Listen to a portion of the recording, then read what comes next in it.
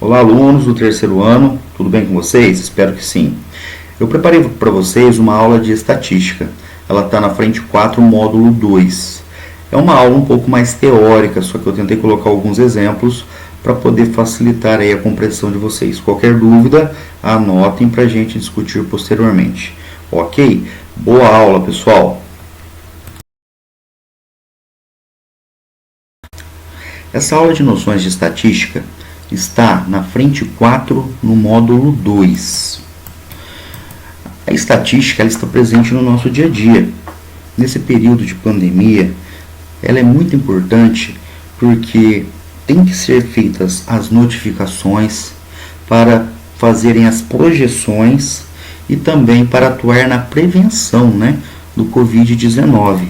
Mas o que é estatística? É a ciência que coleta, organiza, interpreta dados colhidos entre um grupo aleatório de pessoas. A estatística ela pode ser subdividida, tá? A estatística geral visa elaborar métodos gerais aplicáveis a todas as fases do estudo dos fenômenos de massa. A estatística geral ainda pode ser dividida em 2 subgrupos, que é a estatística descritiva, que diz respeito à coleta, organização, classificação, apresentação e descrição dos dados a serem observados, e a estatística indutiva, que visa tirar conclusões sobre a população a partir de amostra. Refere-se à maneira de estabelecer conclusões para toda uma população, observando apenas parte dela, Então a gente observa muito isso, principalmente na época eleitoral, que é feito pesquisa de intenção de votos, então ali tem a coleta, a organização, a classificação de dados.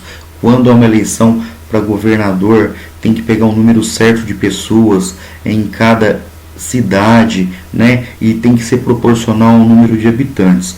Depois de feita essa coleta de dados, tem que ser feito o quê? Uma análise disso. Daí entra a estatística indutiva. Com essa análise é possível tirar conclusões. E os conceitos? O que é a população? A população é todo o conjunto de elementos que possuam ao menos uma característica comum observável. E a amostra é uma parte da população que será avaliada por um critério comum. Os dados estatísticos são os valores associados às variáveis de pesquisa.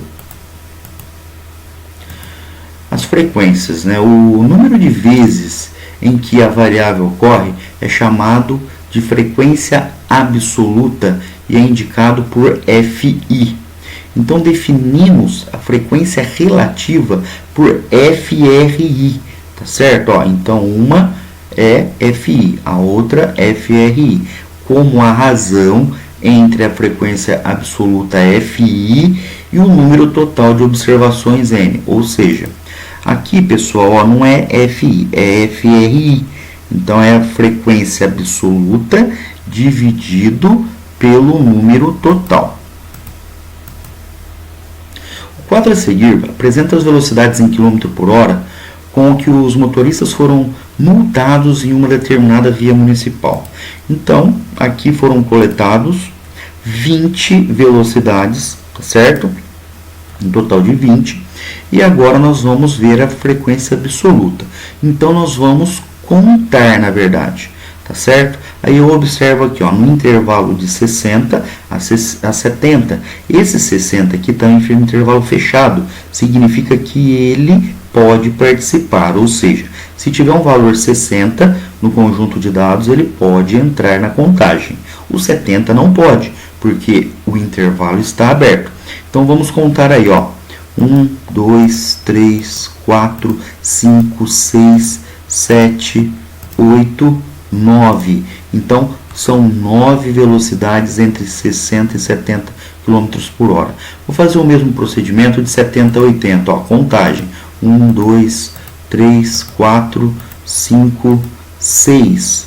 Agora de 80 a 90. 1, 2, 3. E sobraram 2. Totalizando 20. A frequência relativa. Então, como nós vamos fazer para fazer o cálculo dessa frequência relativa?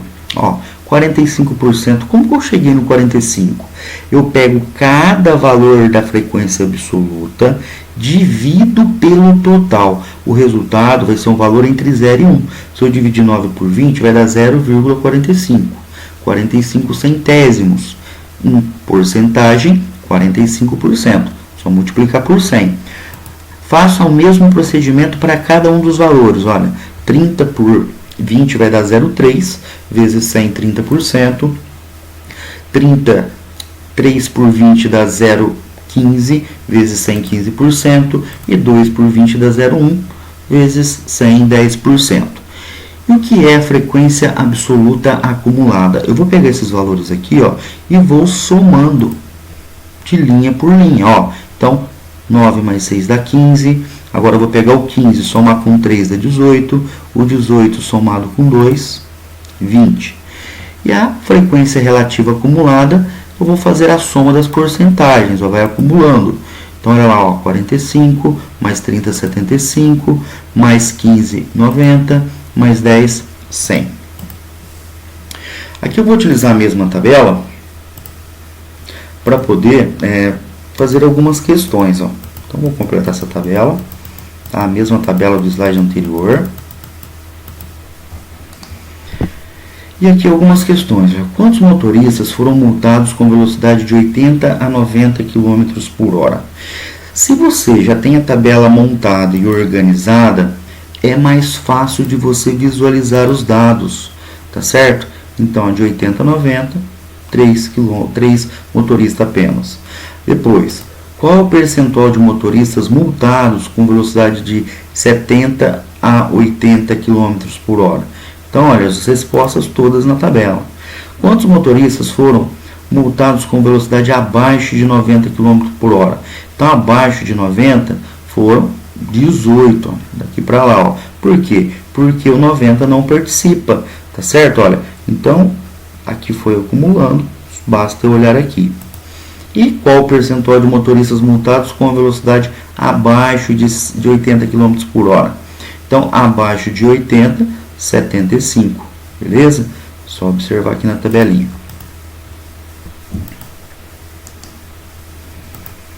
Agora a representação gráfica, né? O gráfico de setor circular. Antigamente falava aí gráfico de pizza, na verdade, mas o nome correto é gráfico de setor circular. Então, olha só, foi feita pesquisa entre 400 alunos de uma escola sobre as atividades esportivas que gostariam de ter. O resultado foi o seguinte. Então, o vôlei 80, o basquete 120, o futebol 160, a natação 40. Primeiro passo é você achar o total. Para calcular a frequência relativa, o que nós temos que fazer? Nós vamos pegar cada valor desse e dividir pelo total.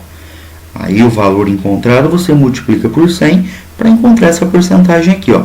80 dividido por 400 dá 0,2 vezes 100, 20%. E o mesmo procedimento para as demais linhas. 120 por 400, 0,3 vezes 100, 30%. Aqui o 160 dividido por 400 dá 0,4 vezes 100, 40%. 40 dividido por 400 dá 0,1. Multiplicado por 100, 10%. A porcentagem totalizou ali 100%. E como que nós vamos representar isso aí? A gente tem que lembrar que a circunferência ela tem 360 graus, certo? Então, eu tenho que achar a relação entre a porcentagem e também o grau, beleza? E como é essa relação?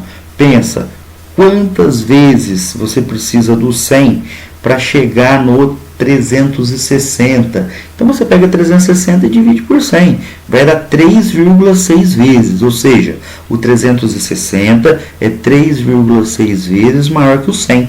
Então, para eu transformar uma porcentagem em grau, em ângulo, basta eu pegar essa porcentagem e multiplicar por 3,6. Então, 40 vezes 3,6, eu tenho aqui esse ângulo aqui, ó, central, é de 144 graus. Aqui, eu vou pegar 30 vezes 3,6, esse ângulo 108 graus. Aqui, o 20 vezes 3,6, 72 graus, depois o 10 vezes 3,6, 36 graus. Com esses dados é possível eu montar um gráfico de setor circular, ok? Então eu tenho que fazer essa relação. Poderia também ser feito por regra de 3, né? Só que eu já multipliquei direto por 3,6, que é a forma mais prática de você estar resolvendo aí os exercícios. Agora aqui uma questão da PUC, uma questão de vestibular, tá certo? Em uma pesquisa eleitoral para verificar a posição de 3 candidatos para prefeito de uma cidade, 1.500 pessoas foram consultadas. Se o resultado da pesquisa deve ser mostrado em 3 setores circulares de um segmento de um mesmo disco e certo candidato recebeu 350 intenções de votos, qual é o ângulo central correspondente a esse candidato? Então, vou ter que fazer aqui uma regra de 3. Ó, o total de pessoas consultadas, 1.500. Então, quer dizer que o total corresponde a todo o círculo aqui, toda a circunferência. Então, que 1.500 corresponde a 360 graus. Só que ele quer saber 350 pessoas corresponde a x graus. Eu resolvendo essa proporção, né, multiplicando em x, eu vou ter aqui 360 vezes 350 é igual a 1.500x. Né? Eu posso estar cortando 2 zeros e efetuando a divisão, eu obtenho que é 84 graus.